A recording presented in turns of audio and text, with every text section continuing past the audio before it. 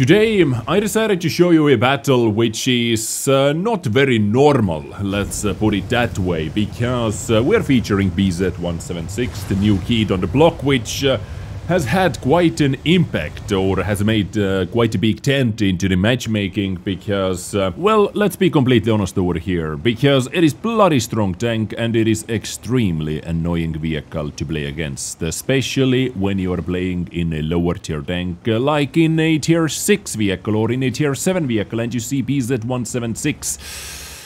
What are you going to do, ladies and gentlemen? And I picked this replay for this specific reason, and for many other reasons. For example, the amount of damage this player is able to do in a tier 6 game is simply ridiculous. You have to watch it. How this gun performs, how this battle overall goes, it is just nuts. Because, you know, to get high damage games, you have to be extremely lucky and hit sniping shots, just like over here.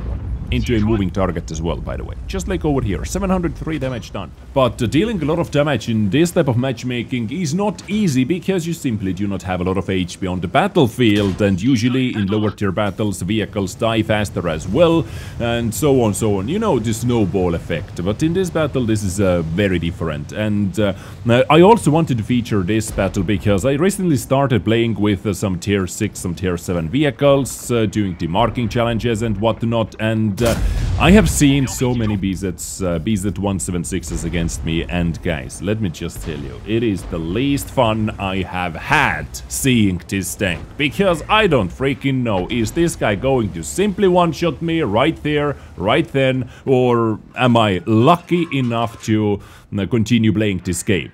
Sadly, that guy, of course, is not lucky, and boom, 680 damage done across the bloody map snipe with one of the least accurate heavy tank guns in the game.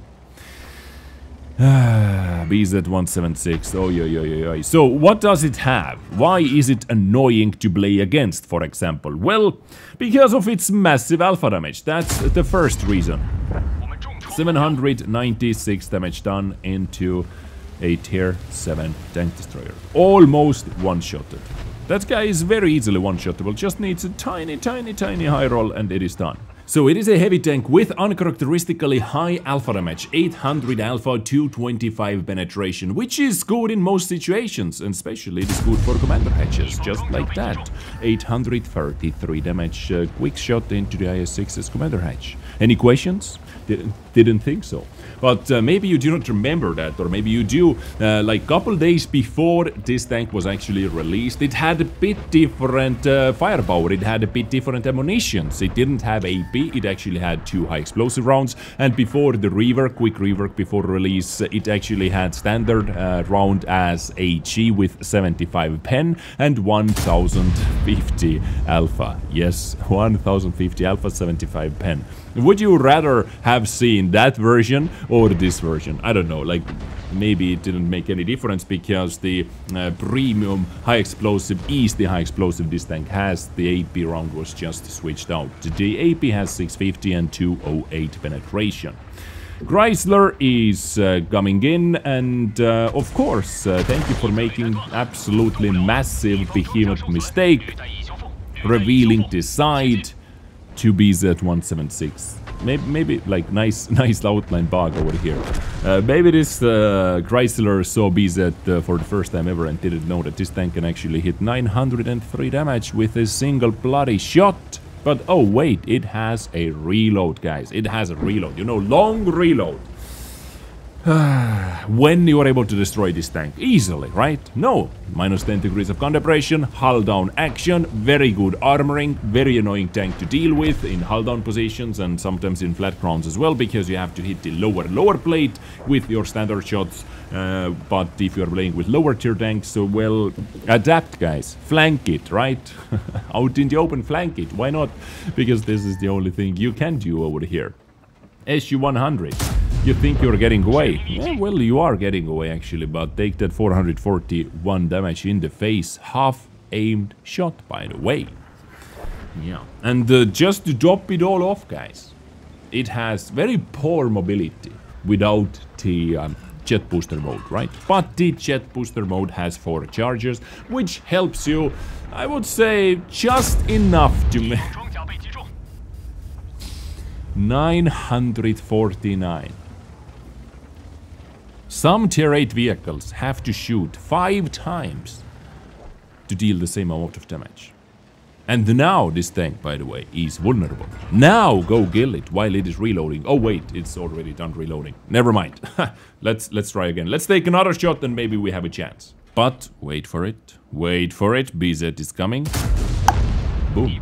601 to seal the deal. And now Tiger 1 sees. Oh, BZ just fired. I have to go in. This is my chance to flank the guy. I'm going. Full throttle, full speed. Come on, go.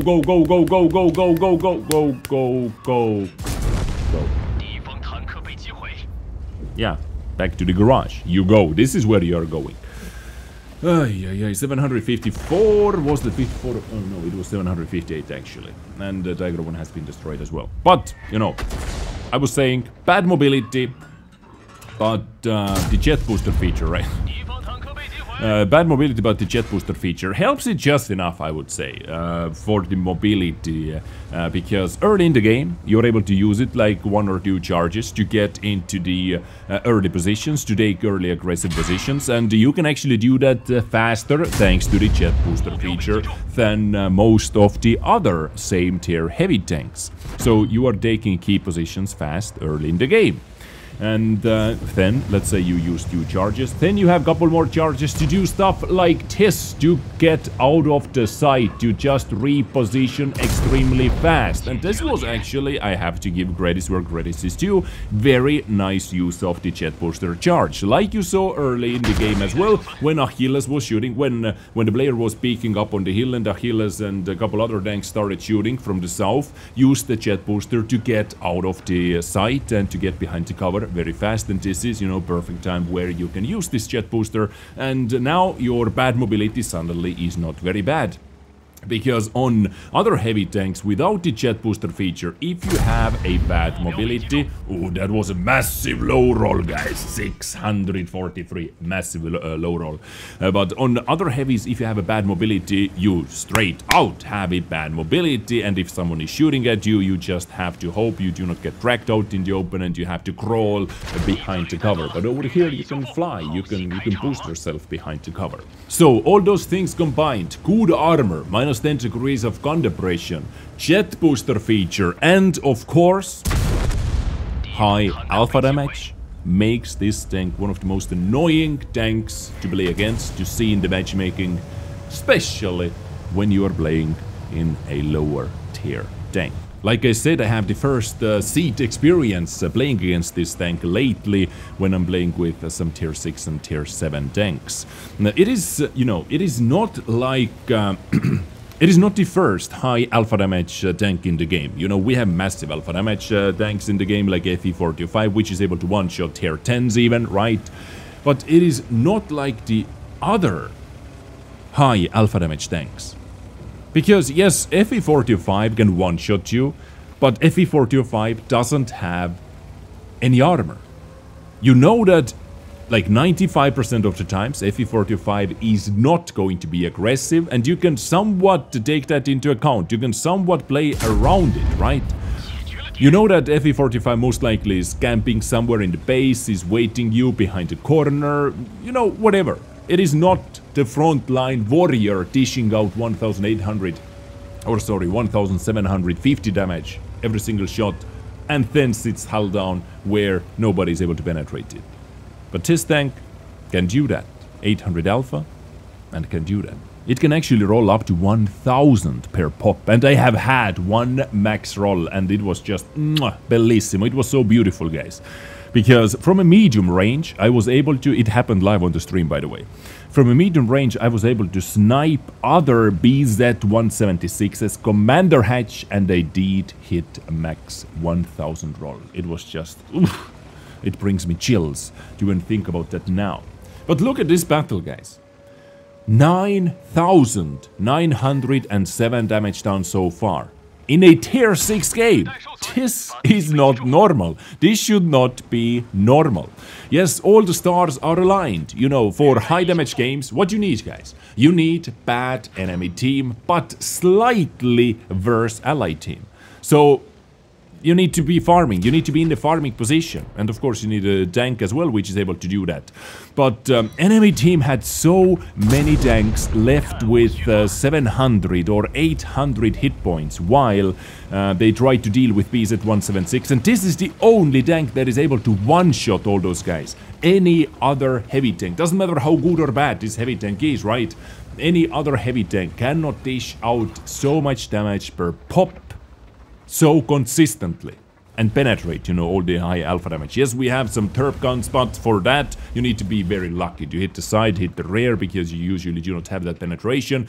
But this is a unique tank in this position because it was 1 versus 5, and many times it was, you know, tanks were coming in from different flanks, but this is one of the only tanks which is able to nuke those without receiving any damage back, because let's say you're playing with any other very good heavy tank, right? 390 alpha damage, good heavy tank, good armor, whatnot.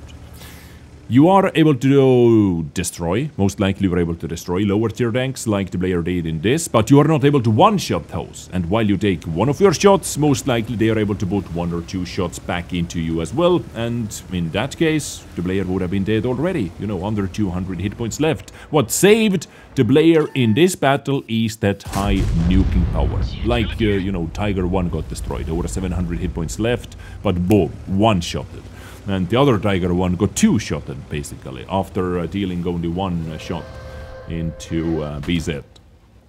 Yeah, T20 has been destroyed. 9 kills and officially over 10,000 damage done. By the way, this battle actually was not the highest damage battle I saw with this vehicle. There was actually one higher damage battle versus tier 8s and tier 9s, but I just want to joke about the lower tier topic as well at the same time, and, you know, kind of a specific situation where this tank shined. And the player tried to locate the artillery, but was not fast enough. So this battle, after all that, is going to end up as a draw. Example GG. Thank you for sharing this replay with the community. It is quite a nice example, showcasing this tank versus lower tiers. Ace tanker, nevertheless, Radley Walters, top gun, steel wall, high caliber, tank sniper. Tank sniper in one of the least accurate heavies in the game. 10,099 damage done in total, and just look at his ally team, guys. Did more damage, did 2 times more damage than the rest of the team combined.